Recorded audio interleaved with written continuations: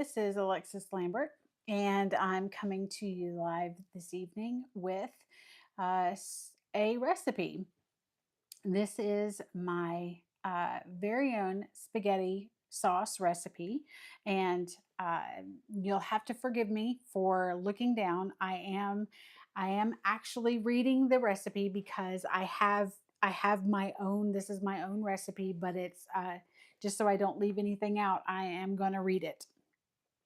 Um, and in the description, there is a link to my website where you can go and print the recipe card. The website Food, Faith, and Fortunes, and you can print the recipe card and uh, and make it yourself. Um, so first, I'm going to try to keep this video short. It's a long process to make this spaghetti sauce. Okay, it's not complicated, but the process is long. It's about a 7-hour process, just because the simmering. The simmering in the crock pot is what brings out the flavor. Okay, so I'm going to go over the ingredients all together. You're going to need uh, this makes a 10-quart crock pot. Okay, so if you don't want this much, you can divide the whole recipe in half if you want. I use 3 pounds of ground beef. I use 2 pounds of ground sausage, 1 large diced red onion, 1 large diced yellow onion, 2 large diced green peppers, 2 packages or 16 ounces of diced mushrooms. And then there are fresh herbs. So there's a half of a cup of fresh Italian herbs, mixed Italian herbs. There's a half of a cup of fresh basil and a quarter cup of fresh parsley. There's also half of a cup of garlic, which is the minced garlic in water, don't not the oil. And then for the tomato product, 2 large cans, the 28, 29 ounce, 2 large cans of crushed tomatoes, 2 large cans of tomato sauce. You can use off brand, you don't have to use name brand. Um, 1 14.5 ounce can of Italian diced tomatoes, 1 14.5 ounce can of fire roasted tomatoes, diced tomatoes, and 2 large cans, they're 12-ounce cans of tomato paste.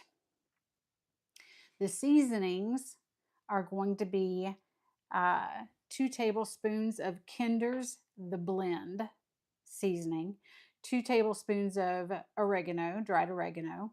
That one doesn't have to be fresh. 2 tablespoons of garlic salt, 1 tablespoon of garlic powder, 3 tablespoons of sugar. Trust the process. I know that sounds odd. And 1 tablespoon of fennel seed. And that is actually the top secret ingredient, is the fennel seed. That's what gives it the Italian flavor. That's what gives it the it doesn't taste like pepperoni pizza, but it reminds you of sitting in an Italian pepperoni pizza place. So the cooking process. The cooking process is, first step is you're going to brown the meat with the vegetables. So you're going to saute together the beef, the sausage, and if you don't eat pork, you can use 100% beef, and that's absolutely fine. Saute together the beef, the sausage, the diced onions, diced peppers, the mushrooms, the fresh Italian herbs, the kinders, the garlic, and then you're going to drain off that broth, but you're going to keep it. Okay, you're going to separate the broth from the grease. You're going to keep the broth because you're going to mix that with one of the cans of tomato paste um, later. and then you're going to keep the oil, or I would keep the oil, the grease, to cook with something later. Um, Label it, keep it in your fridge, because that stuff is packed full of flavor. Um, when I say fresh Italian herbs are in the grocery store. You can get over in the produce section. You can get in little cups of fresh parsley, little cups of fresh basil, little cups of Italian herbs, cilantro. It's already pre-cut, chopped up for you. That's what I use. Okay. So the next step is, after you've browned all your meat and your veggies together and you've drained all that off, you're going to build your sauce. So in the crock pot, and it does take, if you're following this exact recipe and you're not cutting it in half, okay, you're going to absolutely need a 10-quart crock pot, because it will go all the way to the top.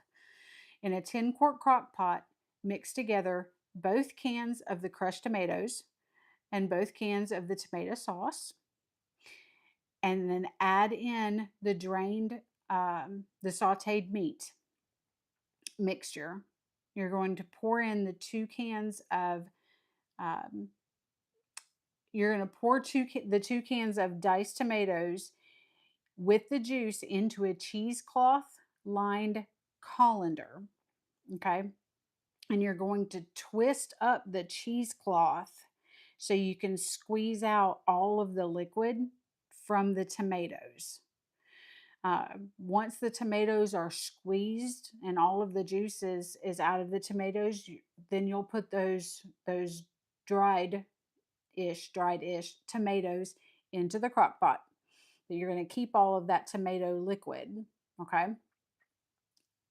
Then step 3, you're going to, in the bowl with the liquid, the tomato liquid, you're going to whisk in 1 can of tomato paste. Now remember, you have 2 cans of tomato paste. You're going to whisk in 1 can of the tomato paste, the broth from the sauteed meat, just the broth, not the oil, the fresh basil, the fresh parsley, the oregano, the garlic salt, the garlic powder, the sugar, and the fennel seeds.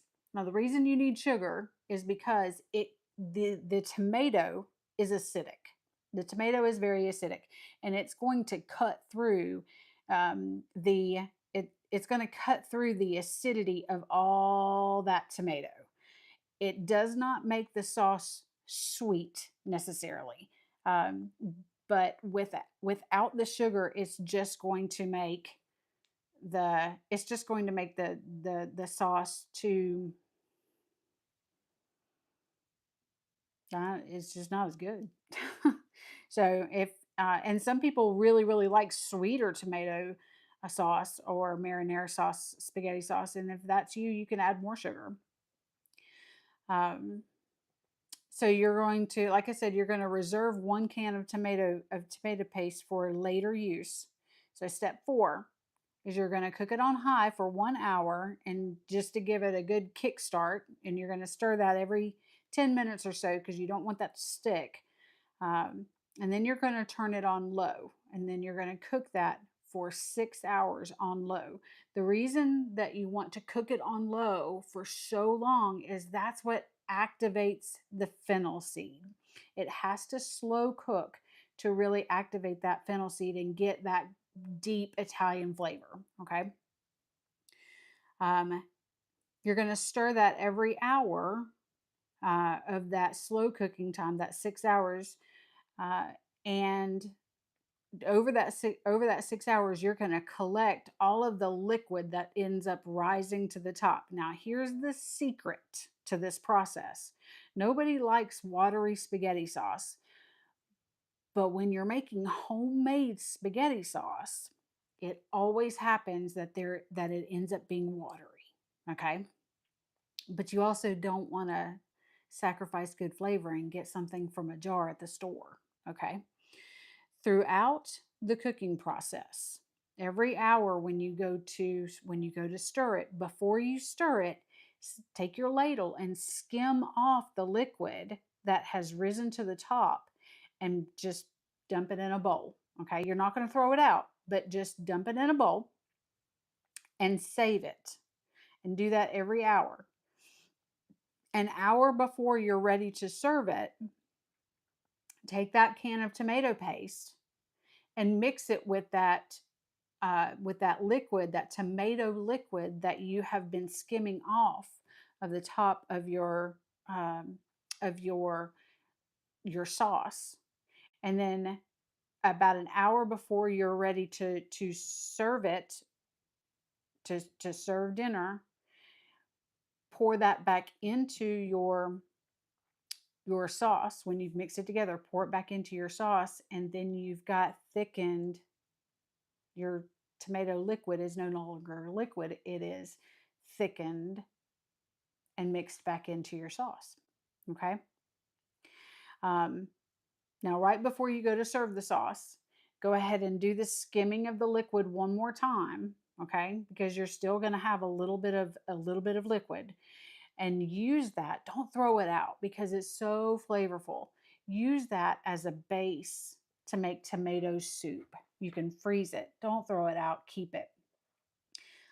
It will be the most amazing tomato soup ever in life. So there you go. That is the